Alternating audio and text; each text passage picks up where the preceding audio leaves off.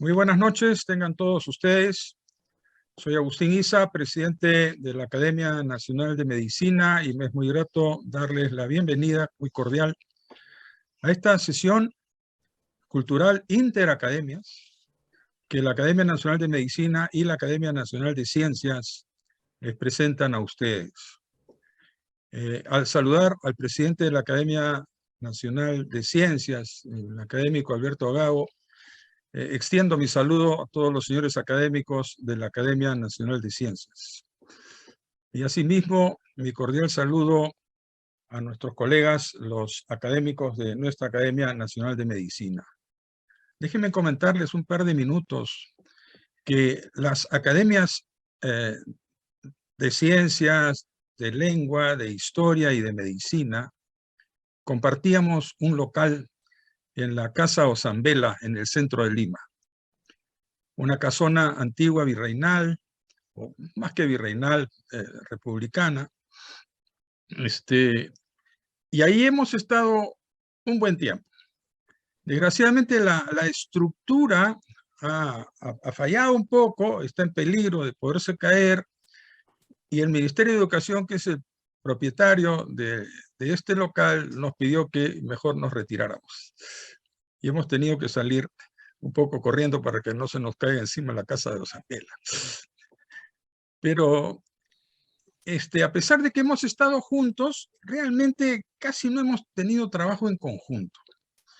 Y en fin, luego de esta diáspora, yo conversé un poco con el presidente de la Academia de Ciencias. Le dije, oye, ¿por qué no hacemos cosas en conjunto? Y así mostramos un poco al Perú como instituciones académicas importantes, nuestras inquietudes, nuestros conocimientos, y hacemos reuniones en conjunto. El presidente de la Academia de Ciencias muy rápidamente me dijo que sí, que con mucho gusto. Igual el presidente de la Academia de Lengua, igual la presidenta de la Academia de Historia. Así que hoy día iniciamos este tema. El 25 de mayo vamos a hacerlo con la Academia de Lengua, y creo que el 11 de junio lo vamos a hacer con la Academia de Historia. Es importante que nuestras academias miren un poco hacia el futuro en esta etapa de globalización y de cambio. De tal manera que es importante que intercambiemos nuestras inquietudes y nuestros conocimientos. El día de hoy tenemos la suerte de contar con un excelente expositor, doctor Carlos Bustamante. Es un peruano radicado en Estados Unidos, pero ha sido sugerido por el presidente de la Academia Nacional de Ciencias, por el doctor Alberto Gago. Así que yo le voy a dejar a él la presentación del doctor Bustamante, de su tema y de su currículum, que es muy extenso. Yo simplemente quiero recordar algunas cosas que hemos conversado hace unos minutos con Carlos Bustamante, cuando él comenzaba sus estudios antes de los 20 años en San Fernando, y yo era ya un poco mayor, todavía sigo siendo un poco mayor, y comenzaba mis pininos ahí en la Facultad de Medicina como profesor de Fisiología, y él llamaba la atención por esta vocación así fuerte, tenía de ser bioquímico. Decía una cosa rara en medicina: yo no quiero ser médico, lo que quiero es ser bioquímico.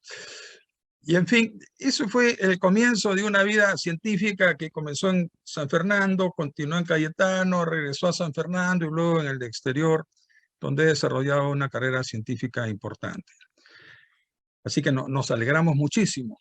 Y en la Academia de Medicina particularmente nos alegramos, no solamente porque él comenzó medicina y que de repente fue tan lúcido que dijo medicina, no, mejor bioquímica o biofísica, sino porque él es hijo de un académico de la Academia Nacional de Medicina. El doctor Carlos Bustamante Ruiz, médico, fue un distinguido profesional. Falleció en el año 2004 después de vivir más de 90 años. Fue médico, fue doctor en ciencias, fue profesor de química. Y yo cuando recordaba todo esto decía, de repente, pues Carlos, de ahí le han venido los genes, ¿no? La química, la bioquímica, la biofísica. Él enseñó química, enseñó medicina, por supuesto, pero además es un hombre humanista con un gran ascendiente en la profesión médica y con una gran inquietud que le llevó a fundar Medicina Física y Rehabilitación, donde pasó una buena parte de su vida, pero antes fundó la Sociedad de Reumatología con otros profesionales, y la Sociedad Peruana de Cardiología con otros profesionales, y luego incursionó por la medicina del deporte y el atletismo, y fue nuestro primer vicedecano nacional del Colegio Médico del Perú, cuyo decanato lo tuvo el doctor de la Flor cuando recién comenzaba el Colegio Médico.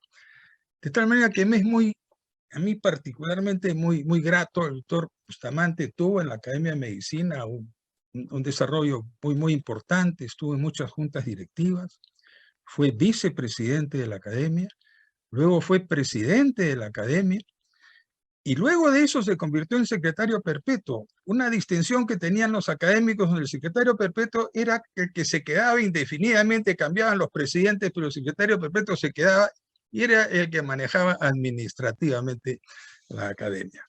Así que me es particularmente grato recordar estas cosas. Me imagino que a nuestro distinguido invitado le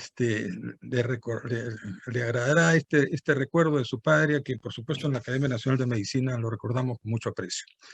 Con estas palabras introductorias, y lamento que hayan sido un poquito largas, cedo la palabra al doctor Alberto Gago, presidente de la Academia Nacional de Ciencias, que dará las palabras iniciales y presentará a nuestro distinguido invitado. Adelante, Alberto, por favor.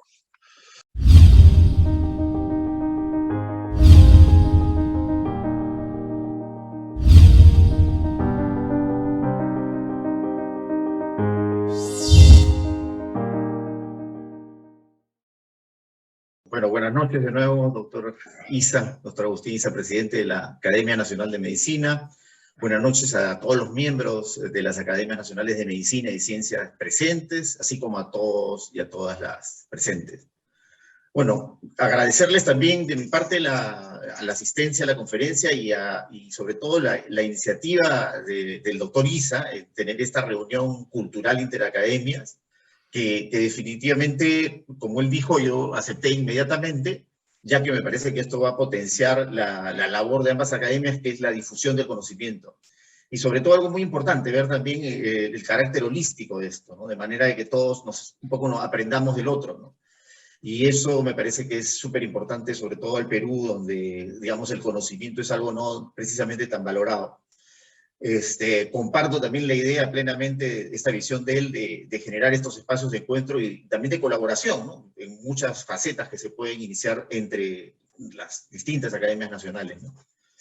Bueno, en ese contexto que digo de difundir el conocimiento y yendo a lo que nos compete hoy, tengo el gran honor de presentarles a nuestro conferencista, el doctor Carlos Bustamante, que, como lo ha dicho Agustín, es uno de los científicos peruanos más reputados a nivel mundial, pionero en el uso de las trampas ópticas o pinzas ópticas para caracterizar motores biológicos a escala molecular. De hecho, parte de lo que nos va a hablar hoy va a ser mucho de esto. El doctor Bustamante es profesor en los departamentos de Biología Celular y Molecular, de Física y de Química de la Universidad de California en Berkeley. Él también es un investigador del Instituto Médico Howard Hughes. En Berkeley él tiene la silla profesorial Raymond y Beverly Sackler en biofísica. En todo su prolífico trabajo de investigación tiene más de 335 artículos publicados. Es miembro también de la Academia Nacional de Ciencias de los Estados Unidos y de la Academia de Artes y Ciencias. Además, también, dicho sea de paso, es miembro de la Academia Nacional de Ciencias. El doctor Bustamante, bueno, ha seguido contribuyendo, a pesar de estar a la distancia, él ha contribuido siempre con la ciencia acá en el Perú, y de hecho hay un laboratorio gemelo al suyo en la Universidad de Cayetano, encargado de hacer investigación en moléculas individuales. Y justamente yendo a eso, es el tema de hoy de su conferencia, que se trata de biofísica, una molécula a la vez. Bueno, un placer nuevamente y honor presentar al doctor Bustamante. Doctor Bustamante, Carlos, adelante, todo tuyo.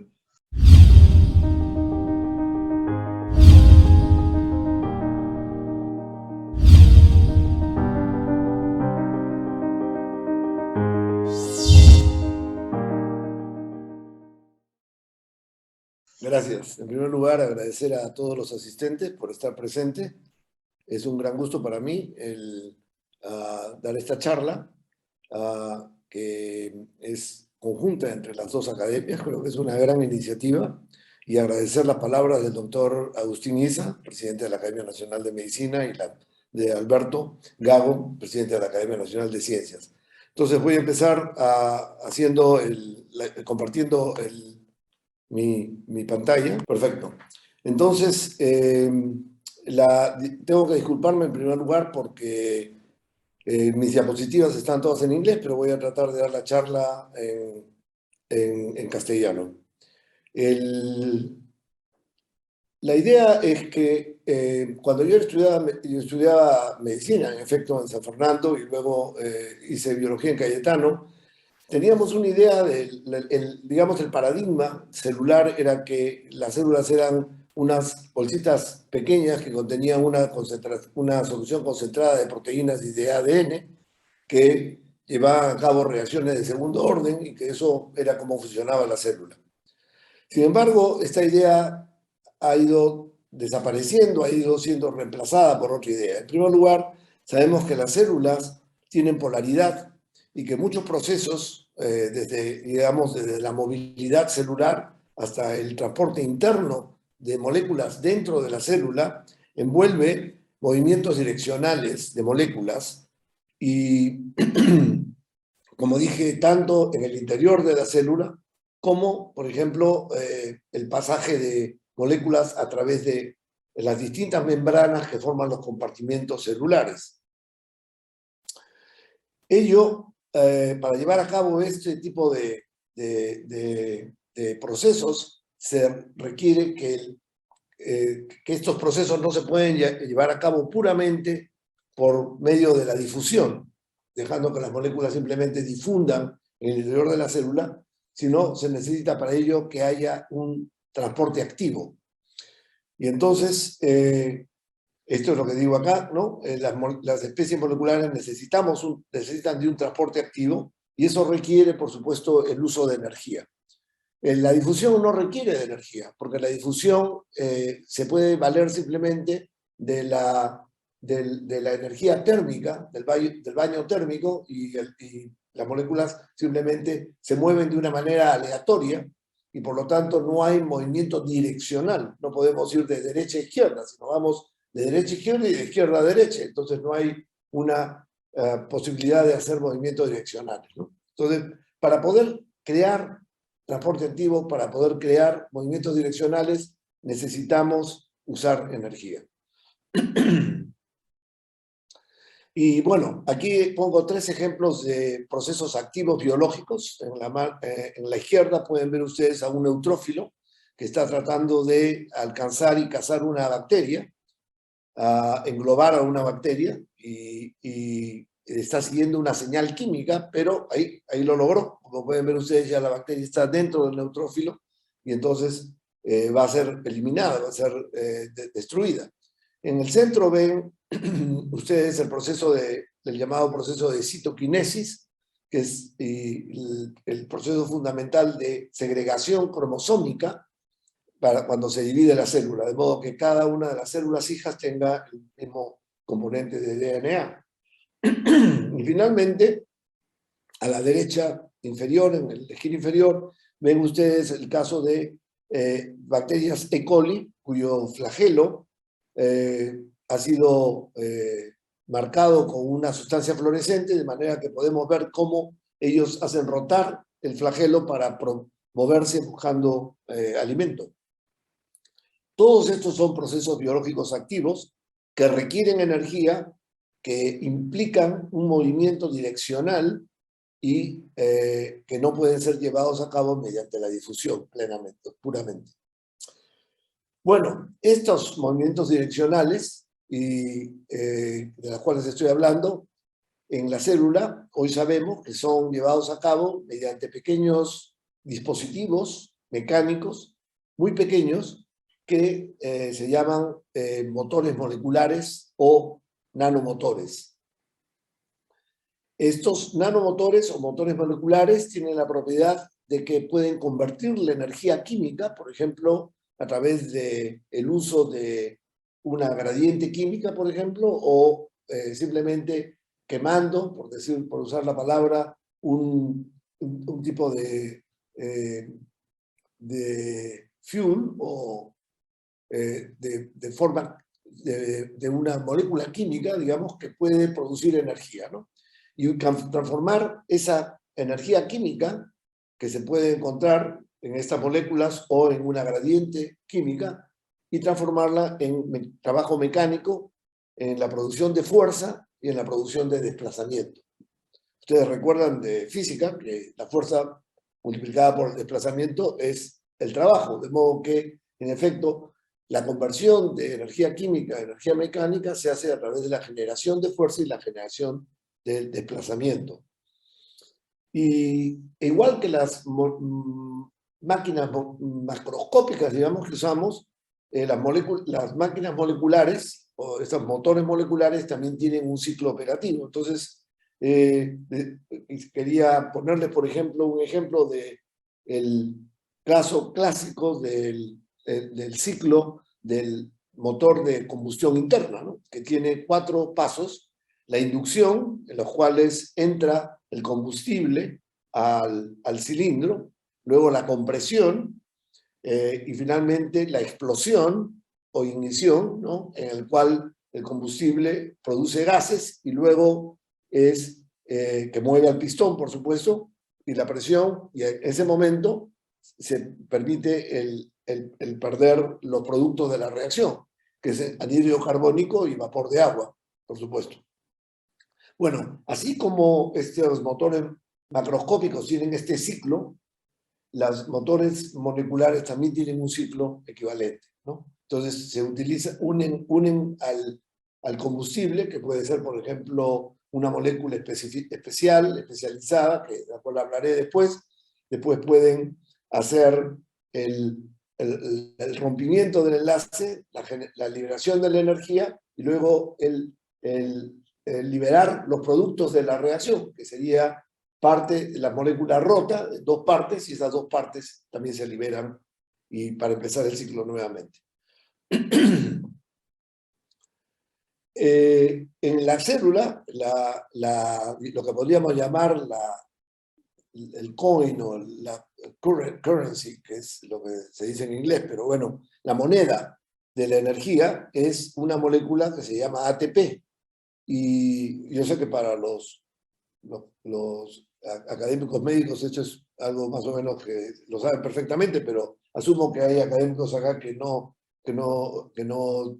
saben de bioquímica, de modo que estoy introduciendo la molécula de ATP. Esta molécula de ATP, la pueden ver ustedes acá, tiene unos anillos purínicos o pirimidínicos algunas veces, pero en el caso de ATP es purínico y tiene 3 enlaces de fosfato, como pueden ver ustedes acá. Voy a usar mi cursor, 3 fosfatos, y cuando se rompe el último enlace del fosfato para producir una molécula de ADP y fosfato, se libera energía, y esta energía puede ser utilizada para ser convertida efectivamente en trabajo mecánico, como vamos a ver. Entonces, el ATP se convierte en ADP, adenosina trifosfato, se convierte en adenosina difosfato, más un fosfato que se libera, y se produce además la producción, se obtiene la producción de energía, ¿no? Está acá, creo no se ve muy claramente. Entonces, existen unas enzimas especializadas que llevan a cabo esta reacción y que catalizan esta reacción. Y estas enzimas son proteínas que se llaman ATPasas. Entonces, las ATPasas son las que permiten que este proceso pueda llevarse a cabo, que esta reacción química pueda llevarse a cabo. Estas ATPasas son muy comunes en la célula y su función es justamente romper la molécula de ATP y hacer que se libere la energía para el uso que la célula requiera de esa energía. Pues resulta que la mayor parte de los motores moleculares que conocemos en la célula son ATPasas. En otras palabras, estas enzimas que rompen la molécula de ATP. En otras palabras, los motores moleculares los podemos ver como enzimas que a través de la evolución han aprendido a romper la molécula de ATP, si lo queremos ver de esa forma, y usar la energía que se libera para llevar a cabo una tarea mecánica. Entonces, esencialmente estos motores moleculares, estas ATPasas, funcionan como traductores de energía, convirtiendo la energía química de la molécula de ATP, en este caso, en trabajo mecánico. A través de la generación de fuerza, la generación de torque y la generación de desplazamiento, como veremos. Bueno, lo que les estoy hablando a ustedes ahora con respecto a la antigua visión paradigmática de la célula es el llamado paradigma mecánico, que es la idea de que muchas de las funciones importantes de la célula son llevadas a cabo por máquinas moleculares, motores moleculares. Sin embargo, este paradigma mecánico no es nuevo, en realidad, en biología. No es nuevo en absoluto. Voy a poner una cita acá que dice: la industria operativa de la naturaleza es tan prolífica que máquinas serán eventualmente encontradas, no solo desconocidas por nosotros, sino también inimaginables en nuestra mente. Esto lo escribió en el año 1666 en su libro De Viscerum Structura, Marcello Malpighi. Marcello Malpighi era profesor de la Universidad de Bolonia y es considerado el padre de la anatomía microscópica. Aquí está su libro. Pueden ver ustedes acá que dice Bononiae, que es la forma latina de la Universidad de Bolonia, y la más antigua del hemisferio occidental. Cumplió 900 años en el año 1988 y tuve el gusto de poder estar presente en la celebración. Bueno, Marcello Malpighi era, como digo, profesor de anatomía microscópica y fue en realidad el líder de la revolución que estaba ocurriendo en las ciencias biológicas en el siglo XVII y que era paralelo, aquí está Marcello Malpighi, a la revolución que estaba dándose también en las ciencias físicas, interesantemente, primero con Galileo Galilei y luego eventualmente con Newton, ¿no? Con la formulación de las 3 leyes de Newton de la mecánica.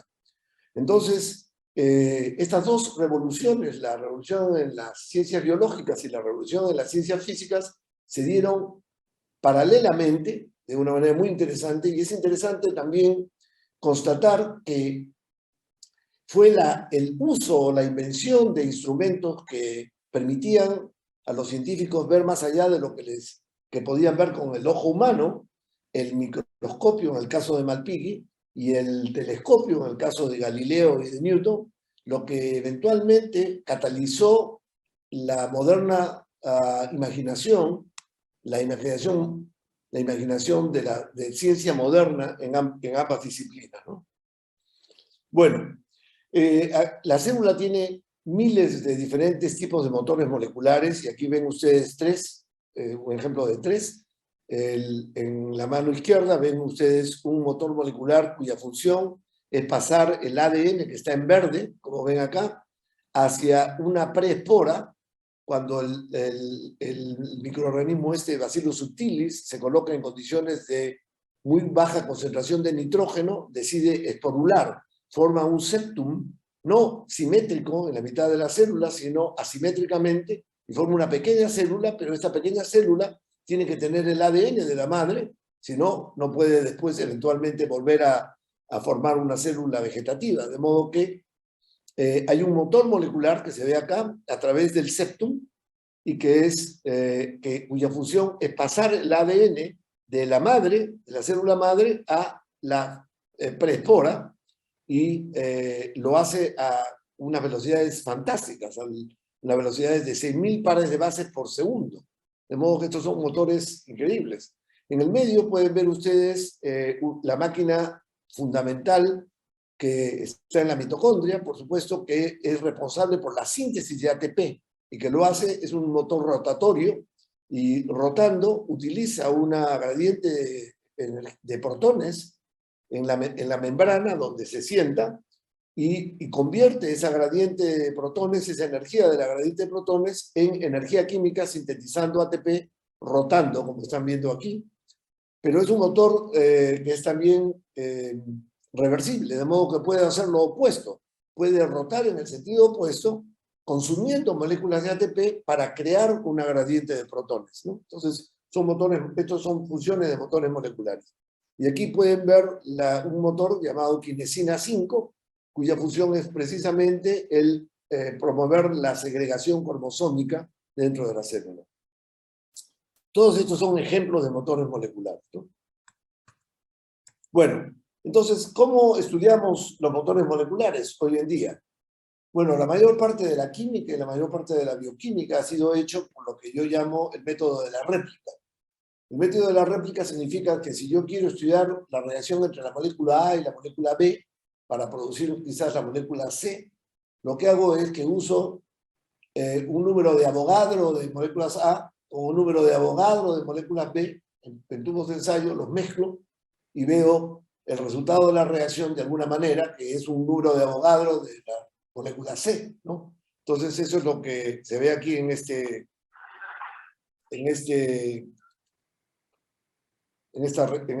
video, ¿no? Están viendo ustedes, es el caso clásico en el cual estamos haciendo la titulación de un ácido y entonces tenemos que, conforme vamos introduciendo la base, se produce un cambio de color, y ese cambio de color simplemente nos está reflejando la reacción química que está teniendo lugar en el sistema.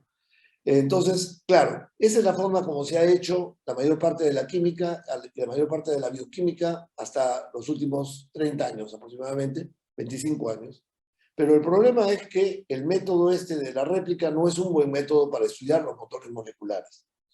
Porque el problema de la réplica es que si uno quiere estudiar sistemas dinámicos como son las máquinas moleculares, el problema es que si tenemos billones de billones de billones de billones, 10 a la 20 motores moleculares moviéndose a la vez, lo que vamos a tener es que pronto se van a desfasar y vamos a tener simplemente un promedio, ¿no? Entonces, aunque tratemos de empezar a los motores moleculares todos al mismo tiempo, va a pasar que por razones del baño térmico, de la aleatoriedad del sistema, pues se van a desfasar, ¿no?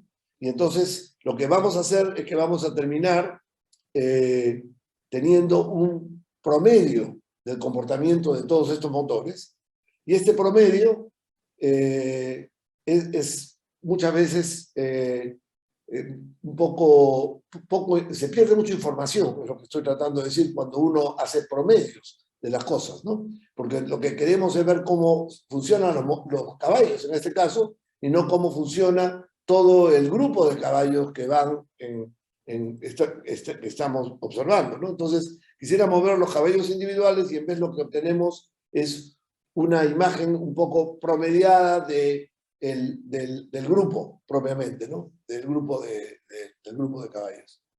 Y este tipo de imagen nos hace perder, que es promedial, se hace por promedio, nos hace perder información y puede ser incluso incorrecta muchas veces, ¿no? Y a mí me gusta citar un poema escrito por un poeta chileno, Nicanor Parra, llamado El Antipoeta, que vivió más de 104 años, más de 103 años, que dice, hay dos panes, usted se come los dos, yo ninguno, consumo promedio, un pan por persona. Entonces, como ven ustedes, el promedio matemático es una función matemática correcta, o sea, está matemáticamente correcto. Sin embargo, puede no ser biológicamente correcto o darnos una respuesta que sea, por ejemplo, socialmente correcta, ¿no? Como es el caso del poema de Nicanor Parra. Entonces, ¿qué hacemos? ¿Cuál es la solución? La solución es tratar de estudiar al sistema, a los caballos en este caso, uno a la vez, ¿no? O sea, tratar de seguir a un motor molecular a la vez y aprender todo lo que podamos sobre ese motor. Entonces, mirar un caballo en un caso, que sería la metáfora, o un motor molecular a la vez. Y para estudiar moléculas una a la vez, se necesita usar métodos muy especializados, métodos de moléculas individuales. Bueno, aquí es el momento de introducir la idea de las pinzas ópticas. Las pinzas ópticas tienen una historia muy interesante porque se remonta primero a la época, al siglo XVII, cuando Johannes Kepler observó que los cometas cuando entraban al sistema solar, siempre tenían las colas, sus colas colocadas radialmente, pero opuestas al Sol. En otras palabras, en la dirección opuesta a donde estaba el Sol. Y entonces él conjeturó que era el Sol el que estaba haciendo que las colas de los cometas se extendieran hacia atrás en vez de estar dirigiéndose hacia el Sol, sino más allá del Sol, ¿no?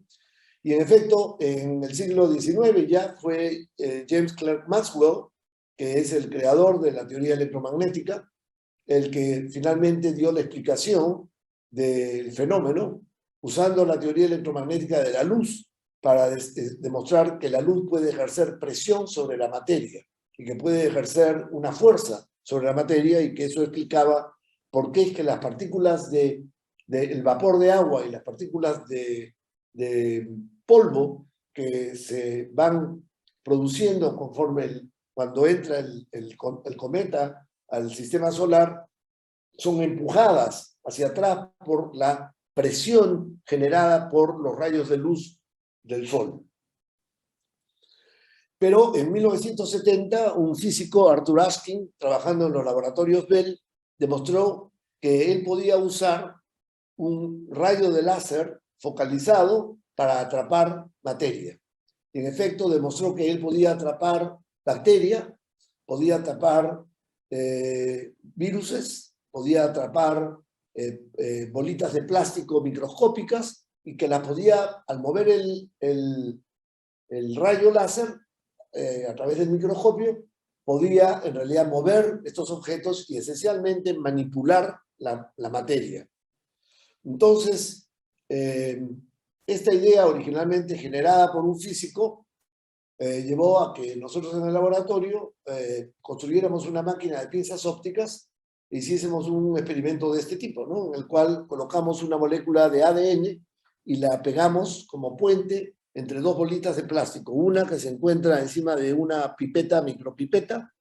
Estas bolitas tienen un diámetro de aproximadamente una micra o media micra, aproximadamente, medio micrón, y colocamos una molécula, un puente de ADN entre las dos bolitas, y podemos hacer este tipo de experimentos, ¿no? Podemos, por ejemplo, mover el rayo láser que está atrapando a la bolita grande, y de esa manera estirar la molécula de ADN y estudiar de una manera sin precedentes la elasticidad de la molécula de ADN, ¿no? O sea, se puede estudiar la elasticidad, se puede matemáticamente obtener una fórmula que permite explicar o que permite predecir cuánta extensión de los extremos de la molécula se va a producir cuando se aplica cierta cantidad de fuerza a la molécula, y cuánta fuerza más tiene uno que aplicar para extender aún más la molécula, etcétera, etcétera.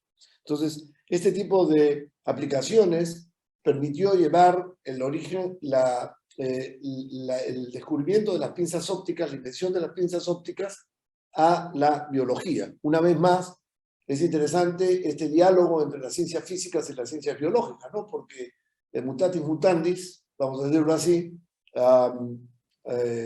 Arthur Askin había generado un instrumento que ha permitido a los biólogos y a los bioquímicos y a los biofísicos estudiar de una manera muy importante y diferente los sistemas biológicos. En efecto, Arthur Askin recibió en el año 2018 el Premio Nobel de Física justamente por la invención de las pinzas ópticas.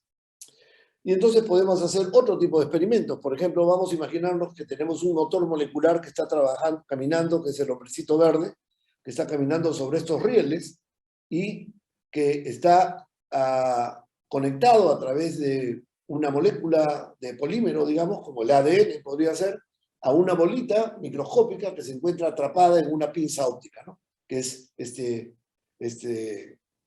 esta zona en color rosado que ven acá. Entonces, indudablemente que las pinzas ópticas son excelentes porque como se puede mover la pinza óptica para ejercer fuerza sobre el motor. O no solo eso, sino que cuando el motor se mueve, jala la bolita del centro de la pinza óptica, y al jalar la bolita del centro de la pinza óptica, las pinzas ópticas le permiten a uno determinar con cuánta fuerza el motor jaló la bolita del centro de la pinza óptica. En otras palabras, que haciendo un experimento de este tipo con pinzas ópticas es posible determinar el desplazamiento del motor, y no solo el desplazamiento del motor, sino determinar la fuerza que aplicó el motor para producir ese desplazamiento. Ahora, ustedes dirán, bueno, todo eso es muy bonito, pero ¿cómo colocas una molécula de ADN entre dos bolitas? Entonces, aquí tengo este pequeño video que quiero presentarles para que vean que en realidad lo que podría parecer un experimento muy difícil, lo hicimos en el laboratorio y funciona muy bien y es en realidad muy fácil de hacer.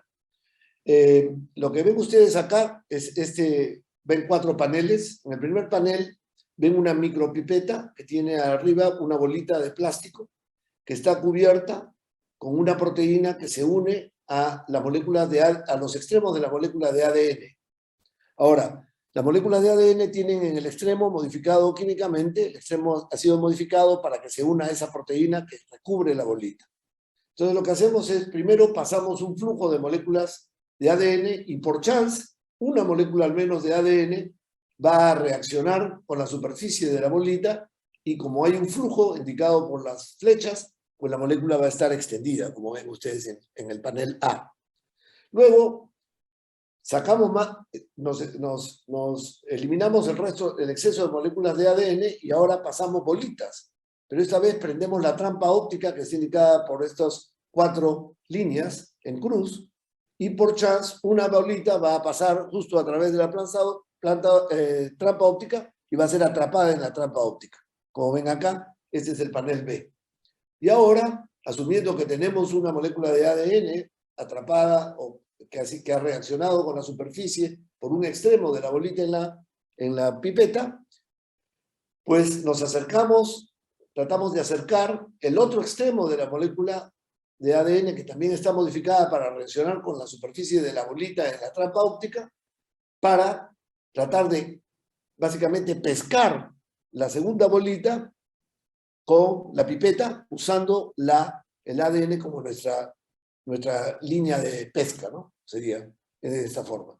Y ven ustedes que ahí tienen ustedes la estructura que queríamos, ¿no? Entonces eso lo van a ver aquí en este video, en el cual empieza en realidad, porque ya estamos en el panel C, tenemos la bolita encima de la pipeta y la otra bolita atrapada en la pinza óptica, y lo que estamos tratando de hacer es hacer simplemente la pesca, ¿no? Entonces pueden ver ustedes que estamos tratando de pescar a la bolita dentro en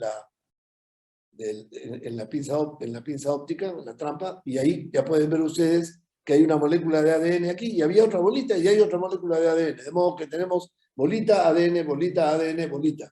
De modo que, como ven ustedes, una estructura que aparentemente puede ser muy compleja, o parecer compleja, en realidad se puede hacer en el laboratorio bastante fácilmente a través de este tipo de trucos. Bueno, en mi laboratorio estudiamos en particular un grupo de motores moleculares que se llaman motores moleculares de ATPasas. Recuerden que dije que los motores a menudo son ATPasas, enzimas que rompen el ATP. ATPasas de anillo. Se llaman ATPasas de anillo porque son en realidad 5 ATPasas que forman un anillo, o 6 ATPasas que forman un anillo, o 7 ATPasas que forman un anillo, etc. Entonces, formando siempre anillos. Entonces, por ejemplo, acá les pongo 4 o 5 ejemplos de estas ATPasas de anillo. Una que se encarga, por ejemplo, de empaquetar el ADN dentro de la cápside de un virus. Otra que es pentamérica. Otra que es hexamérica y cuya función es ir abriendo la molécula de ADN por delante de la polimerasa de ADN, la ADN polimerasa, para que la polimerasa pueda copiar la cadena de ADN y no tenga que abrir las cadenas de ADN. La que abre la cadena es la helicasa, que es esta helicasa hexamérica, que es una ATPasa de anillo. Ya les hablé de la molécula del motor que pasa al ADN de la célula madre a la prespora, y es también una ATPasa hexamérica. La ATP sintetasa, que también hablé de ella, que sintetiza ATP usando una gradiente de protones, es también una ATPasa hexamérica. Es un heterohexámero porque está formado por 3 moléculas de ATPasa alfa y 3 moléculas de ATPasa beta, ¿no? Y finalmente acá pongo otro ejemplo, una anfoldasa o desplegasa sería en castellano, me imagino el nombre, que despliega las moléculas de proteína usando ATP. Cuando la célula quiere deshacerse de una proteína, lo que hace es la marca químicamente, y esa marca química hace que esta máquina molecular agarre a esa proteína y empiece a tirar de ella mecánicamente hasta que la despliega. Y una vez que la despliega, la sigue tirando hacia adentro y la pasa a una segunda cámara, a esta cámara que ven ustedes acá, donde hay grupos químicos que rompen la proteína en sus aminoácidos correspondientes, y esos aminoácidos son reciclados para que la célula utilice esa materia prima para crear proteínas que sí necesita en ese momento, ¿no? Bueno, hoy día les voy a hablar de como un ejemplo, porque todo lo que he presentado es una cosa muy teórica, así que pensé que sería bueno presentarles un ejemplo de cómo estudia uno de estos motores moleculares. Y el que les voy a presentar es uno que está envuelto en el empaquetamiento del ADN del virus, de un virus de bacteria, que se llaman bacteriófagos, ¿no? Entonces los bacteriófagos son virus que atacan a las bacterias, y estos bacteriófagos están, lo que ven ustedes acá es el ciclo reproductivo del bacteriófago, ¿no? El bacteriófago tiene la forma de un pequeño módulo lunar con la cápside y su cola, y luego cuando se sienta sobre la bacteria, en este caso Bacillus subtilis, este bacteriófago se llama bacteriófago Phi29, inyecta su DNA dentro de la bacteria, y ustedes pueden ver que acá abajo en la base del diapositivo hay un tiempo, ¿no? Hay de 0 minutos hasta 40 minutos, que es lo que dura el ciclo reproductivo del virus. Entonces, en el tiempo cero se introduce el ADN, y luego ya pronto empiezan a producirse ARN, que es una copia facsímil del ADN, pero que puede ser leída por los ribosomas de la célula para producir proteína, que es proteína viral. Entonces, a los 20 minutos se ve bajo el microscopio electrónico, por ejemplo, que ya empiezan a verse las cápsides autoensambladas por la proteína que ha sido producida por la genética, por el mecanismo genético de la bacteria, y colas, ¿no? Y colas están listas para ensamblar completamente el virus, excepto que el ADN del virus no está dentro de la cápside, ¿no? Entonces, la DNA polimerasa de la célula ha producido muchas copias de ADN, y estas copias de ADN se tienen que introducir en la cápside, y eso lo hace un pequeño motor molecular que se une a la base de la cápside y usa ATP para bombear literalmente el ADN de fuera hacia el interior de la cápside. Y este es el motor molecular del cual voy a hablarles, ¿no? Después, claro, al final, a los 40 minutos, la célula se rompe y libera, por cada virus que infectó a la bacteria, se liberan aproximadamente de 80 a 100 virus nuevos que van a infectar al resto de las bacterias. Bueno, aquí ven ustedes una micrografía electrónica del virus Phi29, donde se ve la cápside y se ve el motor molecular. El motor molecular está visto acá en más detalle. Conocemos la estructura ya atómica del motor molecular en este momento. Está formado por 3 anillos coaxiales. Uno de ellos es un anillo de ARN, 5 moléculas de ARN. Otro es las que agarran a las 5 moléculas de ATPasa, que son propiamente las que rompen la molécula de ATP y que van a bombear el ADN dentro de la cápside. Y finalmente un conector que conecta el motor propiamente que es un dodecámero, eso tiene 12 partes, un anillo de 12 partes que conecta al motor con la cápside, ¿no?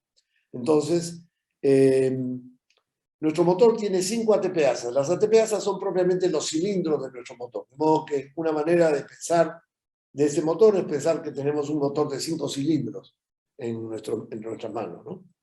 Entonces, para estudiar este motor, lo que hacemos es queremos en realidad hacer lo que se llama en inglés un tug of war, o sea, un juego de la soga, ¿no? Es decir, 5 personas se colocan a un lado de la soga y otras 5 se colocan al otro lado de la soga y tiran de la soga en dirección opuesta para ver quién gana, ¿no? Eso se llama tug of war en inglés, y ese es el tipo de experimentos que queremos hacer con un solo virus. Agarrar un solo virus y que está empezando a empaquetar el ADN y luego agarrar el extremo distal del ADN y hacer tug of war con un solo virus para tratar de aprender cómo funciona el motor, ¿no? O sea, queremos hacer esto con el motor.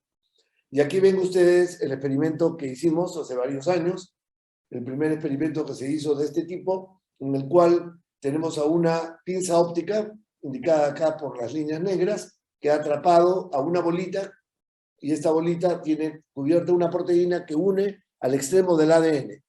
Ese ADN ha sido empezado a ser empaquetado por un virus, uno de estos, de las cápsides del virus con su motor, que está pegado a la superficie de otra bolita microscópica a través de estos anticuerpos que desarrollamos contra la proteína de la cápside. Entonces, tenemos una buena unión entre las dos bolitas a través de la molécula de ADN, ¿no? Y esta bolita de acá, en azul, es la bolita que tiene el virus y cuya función está mantenida por succión por encima de una micropipeta. Entonces, lo que van a ver acá es un video de qué pasa cuando nosotros agregamos ATP, porque cuando agregamos ATP, lo que va a pasar es que este motor molecular va a empezar a jalar e introducir el ADN dentro de la cápside, y en ese proceso va a desplazar del centro de la pinza óptica a la bolita, ¿no? Y en el proceso va a ir aumentando la tensión que está experimentando el motor, contra la cual puede trabajar el motor, porque cada vez es más difícil tirar de la bolita, que se encuentra en un potencial, para los físicos diré que este es un potencial armónico, y por lo tanto, conforme aumenta, se desplaza más, es un potencial armónico, por lo tanto, es un potencial, es un Hookean spring, estoy diciendo un resorte de Hooke lineal, de modo que cuanto mayor es el desplazamiento de la bolita, mayor es la fuerza, porque está caracterizada esta trampa por una sola constante de stiffness, constante de dureza. Estoy tratando de traducir al castellano alguna de estas palabras que nunca las digo en castellano. Bueno, ahora van a ver acá el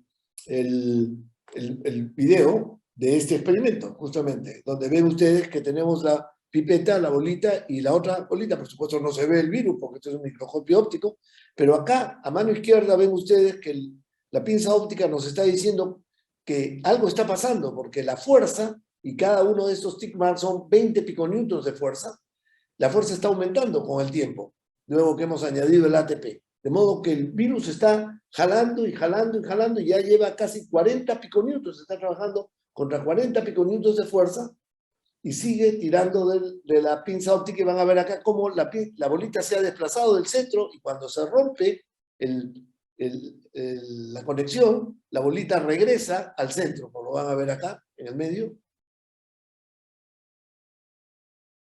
Ahí se rompió. Entonces, había llegado casi a 60 piconewtons de fuerza. O sea, de modo que este es un motor molecular muy poderoso. Por supuesto que podemos medir la distancia entre las bolitas, que es proporcional a la cantidad de ADN que todavía no ha sido empaquetado, pero que por supuesto disminuye con el tiempo, como ven acá. Estos son 4 ejemplos, y ven ustedes que son muy parecidos. La pendiente, estas son verdaderas trayectorias moleculares, porque estamos midiendo longitud o distancia versus tiempo. Eso es lo que los físicos llaman una trayectoria. Una trayectoria molecular, y la pendiente de esa trayectoria es la velocidad de empaquetamiento, que es aproximadamente 100 pares de bases al principio del empaquetamiento, cuando la cápside está vacía, pero conforme la cápside se va llenando, empieza a disminuir la velocidad, la pendiente se hace más pequeña, y eso significa que el motor se está moviendo más lentamente.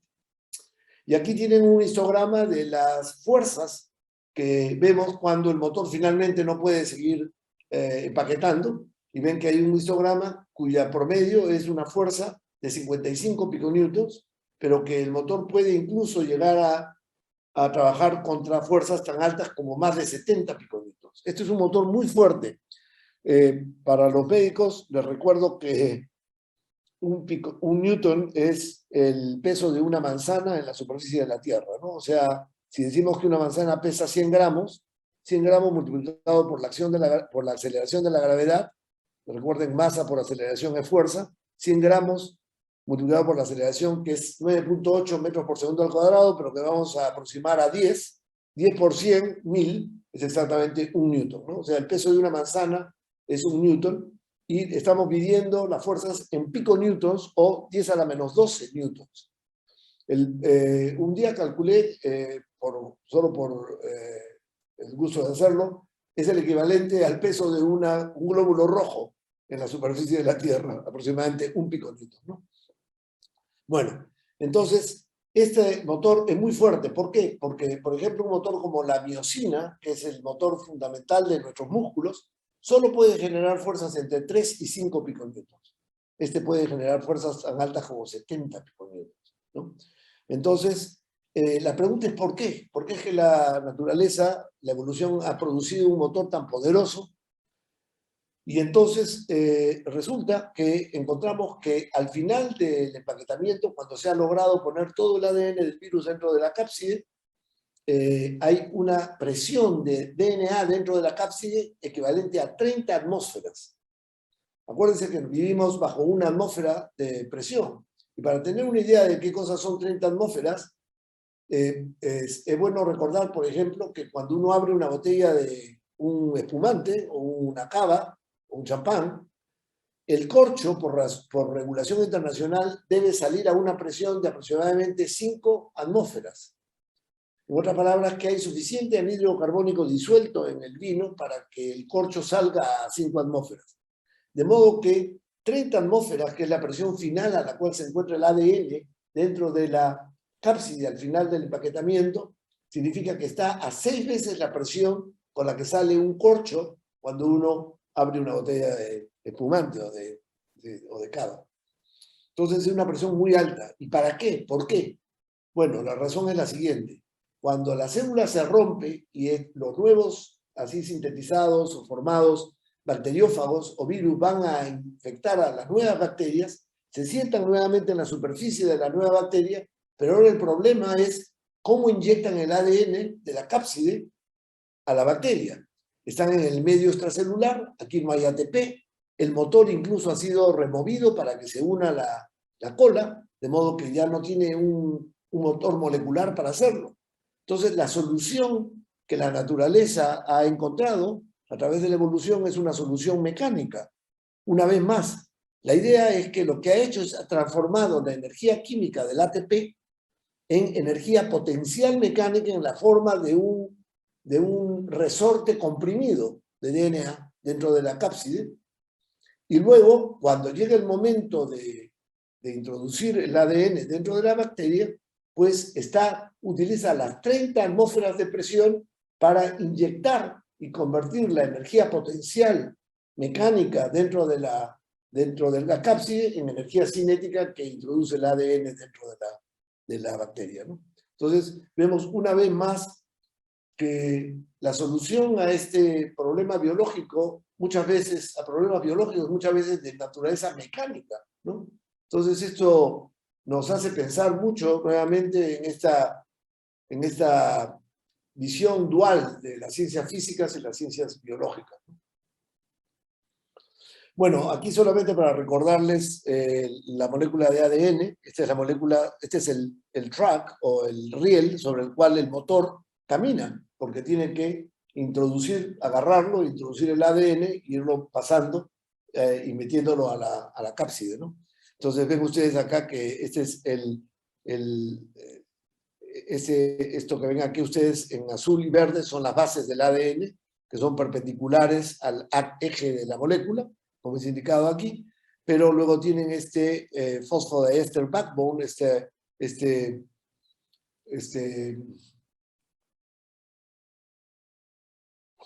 polímero de fosfodiéster, de enlace fosfodiéster, ¿no? De fosfodiéster, porque tiene fosfato, un éster, fosfato, un éster, fosfato, etc. Entonces, y es una cadena de doble hélice, por supuesto. Bueno, lo que les mostré eran los experimentos iniciales. Ahora utilizamos 2 pinzas ópticas que nos dan muchísimo más resolución espacial y temporal. Y entonces les voy a mostrar ahora cómo podemos ver de qué manera está hecha esa traza molecular, esa trayectoria molecular que les enseñé anteriormente a baja resolución. Entonces, acá lo pueden ver que... entonces ven acá que tenemos el DNA, el cápside, el motor que empaqueta y agregamos ATP. En cuanto agregamos ATP, vemos estos datos, esto es el dato, este es un gráfico, pero este es el dato, y tenemos suficiente resolución para ver cómo está hecha la trayectoria, que está hecha por periodos en los cuales no hay movimiento y luego periodos en los cuales sí hay movimiento. No hay movimiento y sí hay movimiento, como una escalera, ¿no? Entonces, es la estructura de la trayectoria molecular. En efecto, aquí ven ustedes un ejemplo de estas trayectorias que están hechas de periodos de estasis, donde no se mueve el motor y luego el motor empaqueta. Y empaqueta 10 pares de base. Y luego estasis y 10 pares de bases. Y estasis y 10 pares de bases. Y este fenómeno es independiente de la concentración de ATP, porque aquí hemos puesto muy poco ATP y aquí hemos puesto mucho ATP, y sin embargo ven que incluso cuando hay mucho ATP hay un periodo de estasis y luego 10 pares de bases empaquetadas de estasis, 10 pares de bases empaquetadas, etcétera, ¿no? Entonces, ven que lo único que cambia es que cuando yo aumento la concentración de ATP, no cambia el periodo, el tamaño del empaquetamiento. Son siempre 10 pares de bases, que es la separación entre estas líneas punteadas, pero lo que cambia es el tiempo del estasis. Entonces, si yo aumento la concentración de ATP, noten cómo el tiempo del estasis, el periodo de estasis, porque el eje X es tiempo, esta es la trayectoria molecular en alta resolución, es distancia por tiempo, ven que esta se hace cada vez más pequeño. Entonces, inmediatamente, simplemente de este experimento ya sabemos una cosa muy importante, que la unión del ATP al motor sucede durante el periodo de estasis. Porque cuando disminuimos la concentración de ATP, el motor aumenta el periodo de estasis para asegurarse de que está llenándose completamente de ATP. Y por eso se alarga el periodo de estasis. Bueno, yo les dije que este motor está hecho de 5 ATP-asas y hay un empaquetamiento de 10 pares de bases en cada ciclo, ¿no? En cada ciclo del motor son 10 pares de bases. Y entonces, si yo pregunto cuántas pares de bases en el ciclo son empaquetados por una de las ATP-asas, pues lo razonable es decir 10 dividido entre 5 son 2 pares de bases, ¿no? Pues eso era lo que creíamos, pero construimos un aparato de piezas ópticas con la suficiente resolución para poder ver los subpasos que forman uno de estos pasos de empaquetamiento. Y cuando hicimos eso, nos dimos con la sorpresa que en realidad el motor no empaqueta el ADN en 5 subpasos de 2 pares de bases, sino empaqueta el ADN en 4 subpasos de 2.5 pares de bases. Porque 4 por 2.5 es igualmente 10, ¿no? Excepto que nosotros esperábamos que fuera 2 por 5, no 2 por 5, no 2.5 por 4. Entonces, por supuesto, esto es muy interesante porque una de las cosas que nos está diciendo es que una de las 5 ATP-asas no está haciendo ningún trabajo. Una de las 5 ATP-asas está mirando a las otras 4 trabajar, pero ella no está trabajando, ¿no? Muy interesante. Entonces, mis estudiantes inmediatamente cuando vieron este resultado dijeron, bueno, este es el profesor, pues la que no trabaja es el profesor, los que trabajan son los estudiantes. Un punto muy sutil, pero muy importante, muy real. En todo caso, es un fenómeno muy interesante porque lo que vemos es un rompimiento de la simetría del sistema, ¿no? El sistema es pentamétrico y de alguna manera hay un rompimiento de la simetría y solo 4 de las 5 ATPasas tienen hacen una labor mecánica y la quinta probablemente tiene una función reguladora o coordinadora. Bueno, sabemos un montón de cosas sobre este motor, pero lo que les he dicho hasta este momento es que el motor, la trayectoria molecular es que durante el periodo de estasis, el motor une las moléculas de ATP y luego hace 4 pasos de 2.5 para empezar nuevamente un nuevo ciclo, ¿no? Eso es lo que les he presentado ahora, hasta este momento. Pues bien, ahora, y una de las subunidades, por supuesto, es diferente a las otras y tiene probablemente un rol regulador. La siguiente pregunta que podríamos hacernos es como sigue, ¿no? O sea, sabemos que durante el periodo de estasis es que se unen las moléculas de ATP, pero ¿cuándo es que se produce la hidrólisis de ATP? Entonces, eso es lo que queremos, que les voy a mostrar como un ejemplo para que vean cómo se pueden usar los métodos de moléculas individuales para estudiar un motor, ¿no? Durante el periodo de estasis o se rompe durante el periodo de empaquetamiento propiamente. Entonces, para responder esta pregunta usamos un truco, y este truco es colocar pequeñas cantidades al motor en solución de una molécula que se parece mucho al ATP y que se une al motor, pero que el motor no puede romper y por lo tanto no puede sacar energía de esa molécula. Entonces lo que esperamos es que al añadir estas pequeñas cantidades de ATP no hidrolizable, como se llama, el motor se va a detener. Se va a detener porque cuando trata de romper, y no puede seguir porque no logra sacar la energía de ese ATP. Y nosotros queremos ver dónde es que se detiene. ¿Se detiene acá o se detiene aquí? En estos subpasos. Y eso nos va a decir dónde es que se produce el rompimiento o la hidrólisis del ATP, ¿no? Entonces, esa es la idea. Y entonces podemos imaginarnos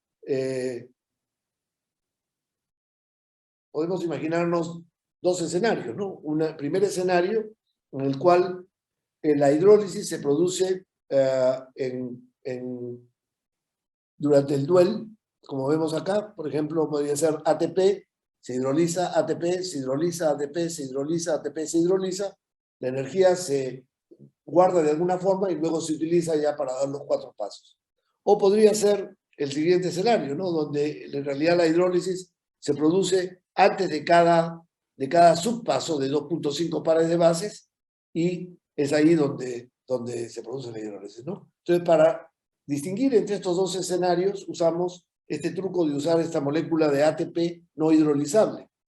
Y entonces, lo que se llama ATP gamma S, esta molécula. Entonces, en el primer caso, el motor, acuérdense, los periodos de estasis están en rojo, los periodos de empaquetamiento se dan en verde, y ahora la pausa del motor la estoy colocando en amarillo. Entonces, si fuese el escenario 1, el motor siempre se pararía aquí. Y la distancia entre la última estasis y la pausa, la larga pausa, sería siempre 10 pares de bases, ¿no? Pero, si fuese el escenario 2, el motor podría detenerse aquí, porque no pudo hacer el primer subpaso, ¿no? No pudo hacer el primer subpaso, porque la primera ATPasa que hidroliza unió ATP gamma, el ATP no hidrolizable, entonces no puede salir del estasis, ¿no? O bien la segunda unión, en cuyo caso el motor se detiene aquí, o la tercera, en cuyo caso se detiene aquí, o la cuarta, en cuyo caso se detiene aquí. Entonces la distancia entre el último estasis y la pausa, en amarillo, pues va a ser 2.5, 5, 7.5 o 10 pares de bases, ¿no? Entonces la pregunta es, ¿qué pasa? ¿Qué distancia vemos entre el último estasis y estas largas pausas que vemos en el motor?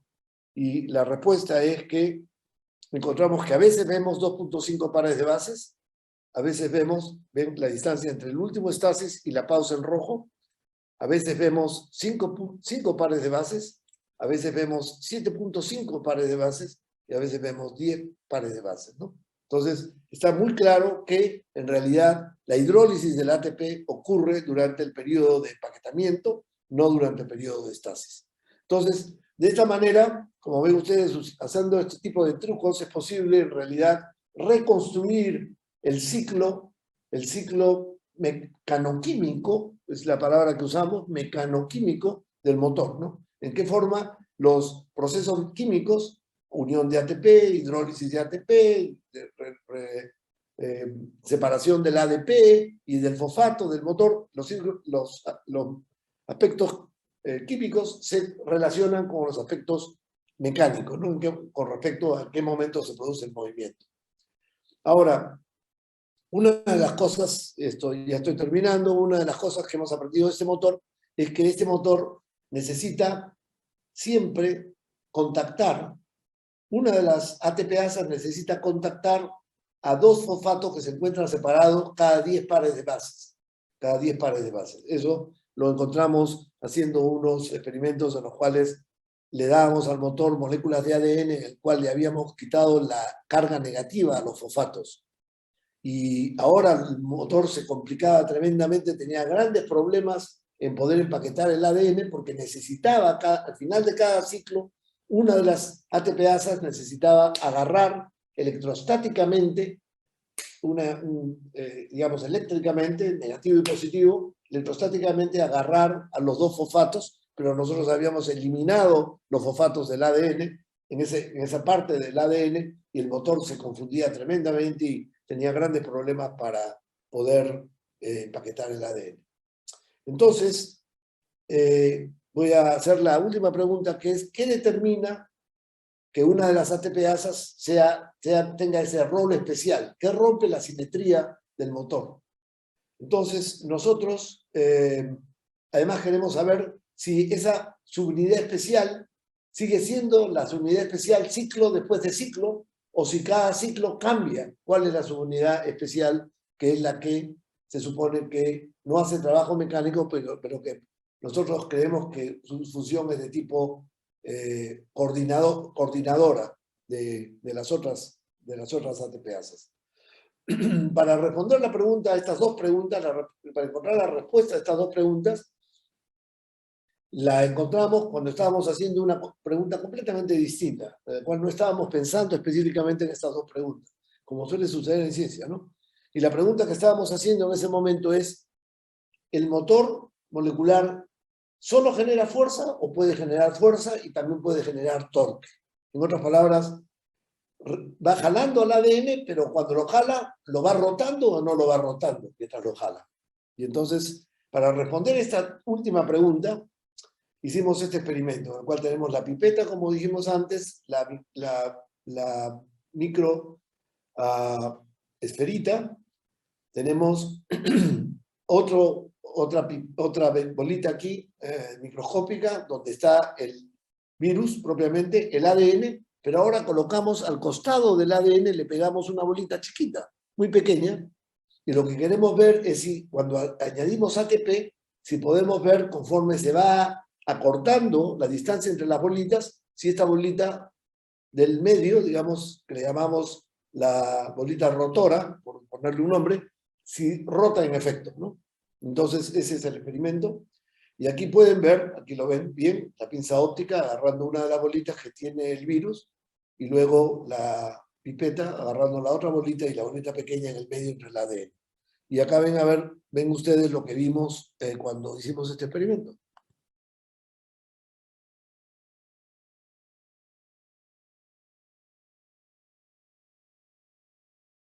Como pueden ver, en efecto, la bolita está rotando, la bolita del centro está rotando, mientras las dos bolas más grandes se están acercando, ¿no? Entonces, esencialmente lo que vemos es que el motor no solamente genera fuerza en este motor, sino también genera torque. ¿Cuánto torque? Bueno, determinamos que el motor rota al ADN 14 grados cada 10 pares de bases. 14 grados. Entonces nos hicimos la pregunta, ¿por qué? ¿Por qué 14 grados? ¿Por qué no 25 grados o por qué no 3 grados? ¿Por qué 14 grados cada 10 pares de base? Y eventualmente nos dimos cuenta de lo siguiente. Vamos a asumir que el motor necesita contactar, una de las subunidades del motor necesita contactar a los fosfatos cada 10 pares de bases. Como el motor empaqueta en cada ciclo 10 pares de bases, entonces en principio la misma subunidad que ha sido la especial, que no trabaja, que no hace trabajo mecánico, podría contactar los fosfatos en el siguiente ciclo, ¿no? Al principio del siguiente ciclo. Excepto que hay un pequeño problema. La periodicidad del ADN no es 10 pares de bases, sino 10.4 pares de bases. 10.4 pares de bases, un poquito más. Lo cual significa que después de que el motor empaqueta 10 pares de bases, los dos fosfatos que necesita contactar la subunidad especial no están donde debieran estar, porque no han rotado 360 grados, como sería si es que digamos, si es que la periodicidad del ADN fuese exactamente 10 pares de bases, sino que se encuentran ligeramente, han rotado menos, no 360 grados, sino ha rotado 346 grados. 346 grados es 14 grados menos que 360. Entonces, lo que creemos que está sucediendo es que el motor trata de mantener la identidad de la subunidad que es especial, la que no trabaja, la que le dice a las otras qué hacer, y que el mantener esa identidad requiere que el motor rote al ADN 14 grados para que la misma subunidad agarre a los fosfatos y se inicie un nuevo ciclo con la misma subunidad como la misma subunidad reguladora, ¿no? Entonces, esa es la explicación de la rotación. Entonces, no les he dicho más que un poco de cómo hemos llegado a este ciclo mecanoquímico del motor, pero sabemos, por ejemplo, que el ADP el ATP se une luego de una manera interlazada con la liberación del ADP durante el periodo de estasis. Entonces, sale un ADP, entra un ATP, sale un ADP, entra un ATP, y así sucesivamente. Eso lo hemos establecido muy definitivamente. Luego sabemos que la subunidad especial es la primera que hidroliza ATP para decirle a las otras empiecen a hidrolizar y empiecen a trabajar, que es mover, empaquetar cada subunidad 2.5 pares de bases, como ven acá, y finalmente, cuando se termina este ciclo, el motor rota 14 grados al ADN y esa rotación le permite a la subunidad especial agarrar nuevamente a los fosfatos e iniciar el ciclo que ven acá de nuevo. Entonces, acá hay una pequeña película que muestra esto, un modelo de lo que está pasando aquí, y van a ver ustedes cómo la unión del ATP es interlazada con la liberación del ADP del ciclo anterior por cada una de las subunidades. Una de las subunidades tiene un color distinto que la especial, y es la primera que hidroliza, pero no mueve al ADN, y las otras sí empiezan a hacerlo de una manera muy coordinada, 2.5 pares de base a la vez. Y aquí pueden ver, acaba de terminar el ciclo acá, y el motor está lleno de ADP. Entonces la subunidad especial le libera su ADP y une ATP. Eso hace que salga el ADP de la siguiente, une ATP, que salga ADP de la siguiente, une ATP, promueve la salida del siguiente ATP, promueve ADP, promueve la salida del siguiente ADP, y ahora la subunidad especial hidroliza el ATP y empieza a decirles hidrolizar y 2.5. 2.5 pares de bases, 2.5 pares de bases, 2.5 pares. ¿Dónde está mi fosfato? Rota 14 grados. Eso le permite liberar el ADP a la especial, unir ATP, liberar ADP, unir ATP, liberar ADP, unir ATP, liberar ADP, y el ciclo se reproduce nuevamente de esa forma, ¿no? Entonces, ese es, digamos, ese es el conocimiento que tenemos hasta este momento de esta máquina molecular y cómo funciona, utilizando métodos de manipulación de moléculas individuales. Voy a decir simplemente un poco sobre la gente que ha trabajado acá. Estos fueron todos postdoctorals. Sander Tans es profesor en el AMOLF en Holanda. David Smith es profesor de física en el departamento de la Universidad de California de San Diego. Jan Chemla es profesor de física en la Universidad de Illinois, en Champaign, Urbana. Ariel Kaplan es profesor de física y biofísica en el Technion en Israel. Xixin Liu es ahora profesor de bioquímica y biofísica en la Rockefeller University. Ati Karolukarán, todos estos fueron estudiantes graduados. Ati está trabajando en la industria biotecnológica. Jeffrey Moffitt es ahora profesor en Harvard. Craig Hetherington está trabajando en la empresa privada. George Kistol es ahora profesor en Stanford University. Y Sara Tafoya también trabaja para la industria biotecnológica. Shelley Grimes y Paul Jardine son nuestros colaboradores de la Universidad de Minnesota. Y con eso termino, así que voy a agradecer por su atención.